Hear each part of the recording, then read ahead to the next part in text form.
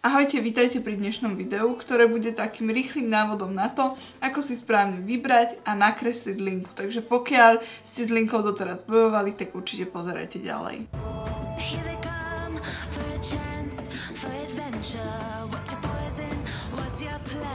Ako úplne prvý krok je teda výber linky, ktorú budete používať. Ten výber tej linky, ktorú budete používať, je pomerne široký, pretože môžete používať klasickú tekutú linku, ktorá má teda aplikátor. Pri tom výbere tejto tekutej linky je absolútne kľúčový aplikátor, či sa vám s ním dobre kreslí alebo zle kreslí. Tie aplikátory môžu byť buď teda umelohmotné, môžu to byť štečeky, alebo to môžu byť penové aplikátory. Ale povedala by som, že práve tá tekutá linka, aspoň mne teda z mojich skúseností príde ako tá najzložitejšia, aj keď väčšine žien sa zdá, že je to úplne najjednoduchšia alternatíva, čo sa týka kreslenia liniek. Ďalšiu možnosť, ktorú máte, je linka v pere. Opäť linky v pere môžu mať aplikátor ako taký penový hrot, ktorý nie je podľa mňa úplne výhodný, pretože tie penové hroty majú tendenciu sa na tých vrškoch tak jemne zlomiť, potom sa s nimi ťažko kreslí a ďalšia vec je, že tá náplň, tá linka sa do nich nedostáva pravidelne, takže ich musíte vždy zatvoriť, poriadne pretrepať, aby ten produkt stiekol do toho špicu, až potom s ním kresliť. Alebo máte linky, ako je napríklad linka z vianočnej limitovanej kolekcie od Nabla, ktorá má ten hrot taký štečekový, kde ten produkt priteká stále, takže sa vám nestane, že by vysychal a neláme sa. Toto by som povedala, že je taká asi najviac používaná linka medzi začiatočníkmi, pretože sa s ňou kreslí asi najľahšie. No a posledným typom linky je teda gelová linka. Ja za seba môžem povedať, že mne sa s touto linkou pracuje najlepšie, nakoľko teda ja rada používam štetec, čo je podľa mňa výhoda. Pokiaľ si vyberiete štetec, s ktorým sa vám ľahko kreslí, tak tie linky vám pôjdu jedna radosť. Mojím obľúbeným štecom na linky je Winged Liner od značky Sigma, čo je E06, čo je maličký zrezaný štetec, ale samozrejme každému vyhovuje niečo iné a treba si len nájsť to práve pre seba. Čo by som ešte povedala ako výhodu gelových liniek je, že ich môžete nanášať aj do vnútorného oka, väčšinou tam držia oveľa lepšie ako ceruzky, samozrejme u každého je to individuálne, čo sa s tekutými linkami moc nedá a neodporúčam to robiť, pretože väčšinou sa rozpijú a vojdu vám do oka, čo teda nikto z nás nechce. Ja som dnes zvolila, že budem používať túto tekutú linku od značky Wunder 2 Superstay Liquid Liner, pretože vám chcem ukázať, ako aj pracovať s takouto tekutou linkou a možno ak máte tekutú linku doma a možno vám nesedí úplne ten aplikátor, tak vám ukážem aj nejaké tipy a triky. Ďalej som si ju zvolila, pretože mňa dnes čaká dlhý deň a naozaj táto linka je vodeodolná, oteruodolná a vydrží podľa mňa úplne všetko. Pokiaľ ste nevideli ešte naše video test make-upu Wunder 2, tak vám ho nalinkujeme sem hore, kde uvidíte, že ja som si namačala hlavu do vody a tá linka proste držala na mieste. Takže toto je linka, ktorú volím, pokiaľ chcem, aby mi naozaj vydržala úplne celý deň. No a ja si myslím, že už sme toho porozprávali dosť a poďme na samotné linkovanie. Ako úplne prvú radu by som vám dala, kreslite si linku na otvorenom oku.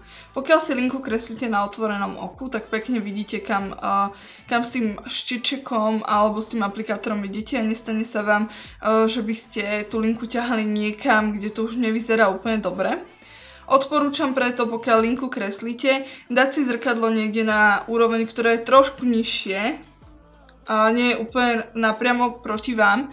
A keď sa budete pozerať dolu, tak to viečko sa vám pekne napne. Je to podobný princíp ako keď si robíte tiene, to viečko sa vám napne a vy budete vedieť veľmi pekne kresliť. Ja teda radšej používam nejaké malé zrkadielko, napríklad z tejto licenky od značky Sigma, pretože viem sa pozerať na to svoje oko trošku viac zblízka. Nie je úplne ideálne, keď to zrkadlo máte príliš ďaleko.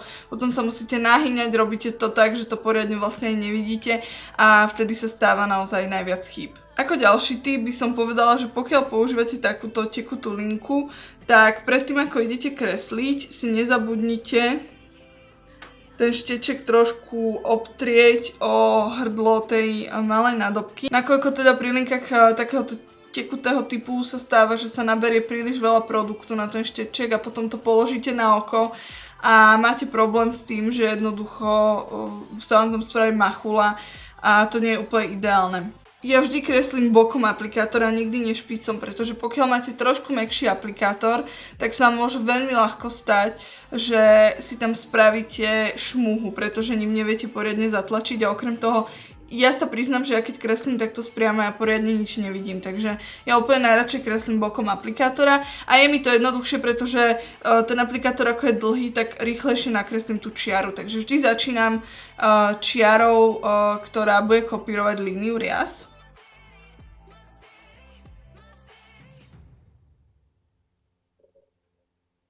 Ešte taký malý tip vám možno dám, pokiaľ máte problém s linkami, že sa vám príliš trasú ruky, tak to robte tak, že si tú ruku, ten lákeť si podoprite o nejakú podložku. Vtedy to pre vás bude oveľa jednoduchšie, ako keď s tým lakťom pracujete vo vzduchu ako ja. Dobre, vidíte, že mám takú kostrbatú čiaru v línii rias. Nešla som úplne do vnútorného kútika, pretože ten aplikátor na tej Wunderlinke mne príde trošku málo ostrý, takže ja teraz čo spravím je, že si niekam na bok tú linku dám na paletku a vezmem si teda ten môj obľúbený linkovací štetec, na ktorý tú linku nanesiem a dokreslím si ten vnútorný kútik. Ja osobne mám pocit, že s tým štecom dokážem byť oveľa presnejšia a precíznejšia ako s tým aplikátorom tekutej linky, ale samozrejme je to na vás. Pokiaľ to sa vám dobre robí s tým aplikátorom, tak zostaňte pri tom, ale pokiaľ vám napríklad ten aplikátor úplne nevyhovuje, tak toto je cesta.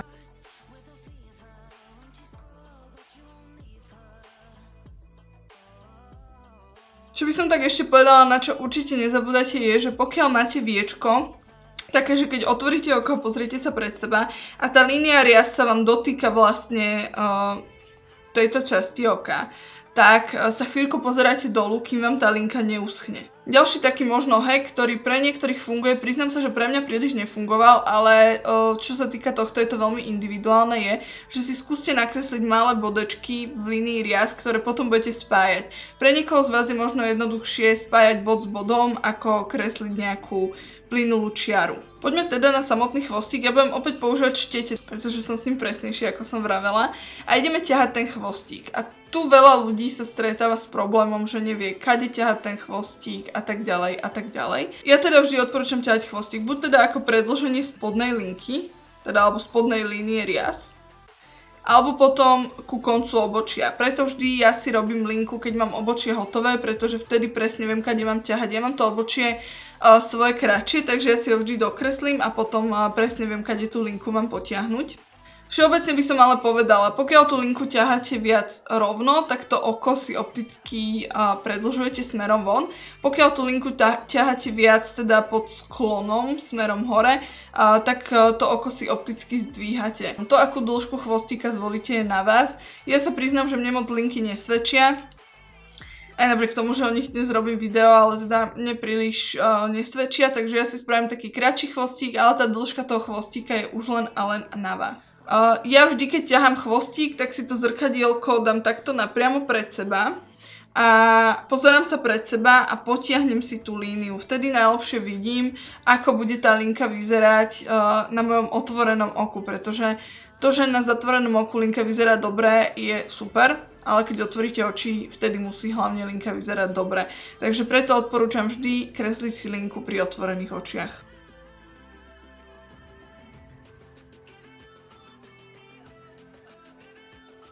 A nakreslila som si tú čiaru. Ako vidíte, teda smeruje mi ku koncu obočia trošku rovnejšie, pretože chcem dnes to oko opticky predĺžiť.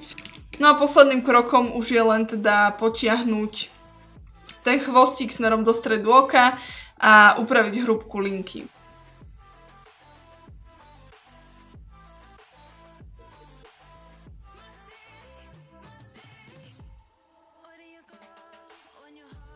Takže ako vidíte, linku máme hotovú. Ešte by som možno zdôraznila to, že pokiaľ ťaháte tento chvostík tu, tak nikdy nerobte taký ten háčik, ale vždy tá čiara má byť pekne rovná. Veľakrát sa ešte stretávam s tým, že pokiaľ niekto má príliš masné viečko, tak sa mu linka zvykne aj maskara tuto otlačať. Tu je moja rada úplne jednoduchá. A treba si zadovážiť naozaj kvalitnú vodeodolnú linku.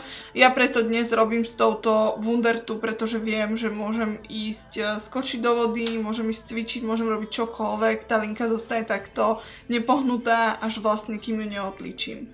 Dobre, takže vidíte, že linky máme hotové. Na záver som si nechala ešte takú úplne podľa mňa najdôležitejšiu radu a to je, že nečakajte, že vám linky vyjdú úplne na prvýkrát. Linky sú jednou z najťažších vecí v make-upe a aj nám make-up artistom trvalo veľmi dlho, kým sme sa linky naučili a dodnes sa nám stáva, že jednoducho to pokazíme. Takže nečakajte, že sa vám to podarí na prvýkrát, treba byť len trpezlivý a netreba to vzdávať. Ja osobne som sa linky učila tak, keďže som ich nevedela, že som si dala ako záväzok, že som vždy, keď som sa líčila, som robila linky. Aj napriek tomu, že mi nešli, robila som ich stále dokola, až dovtedy, kým sa mi nezačali dariť. Samozrejme dôležitý je aj správny výber linky, takže treba skúšať a treba si nájsť pre seba to práve. Dúfam, že sme vám dnešným videom aspoň trošku pomohli. Dajte nám vedieť určite dolu do komentárov, či sa vám dnešné video páčilo, či by ste možno chceli vidieť viac takýchto podobných videí a ja sa na vás teším pri ďalšom videu. Ahojte!